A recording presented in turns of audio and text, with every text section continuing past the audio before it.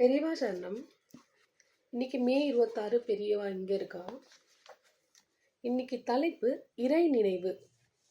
இப்போதும் எப்போதும் நாம் செய்ய வேண்டியது இறை நினைவை அழுத்தமாக ஆழமாக ஏற்படுத்தி கொள்வதுதான்.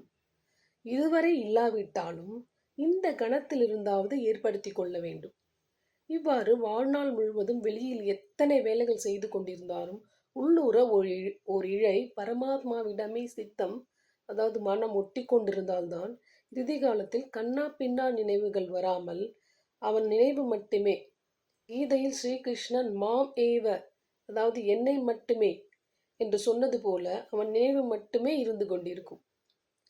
இழுத்து பறித்து கொண்டு கிடந்தாலும் அத்தனை இழுபறியிலும் விடாமல் இறை நினைவு மட்டுமே இருக்கும்.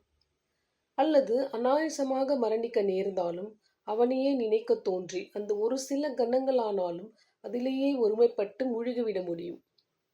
அல்லது திடீரென்று ஒரு புலி அடித்து போட்டாலோ அல்லது கரண்ட் ஷாக் அடித்தாலோ அப்போது கூட பயமோ அதிர்ச்சியோ இல்லாமல் பிரக்னை போய்விடாமல் டான் என்று இறை நினைவு வந்து நிற்கும். பெரியவா சரணம். தேங்க்யூ.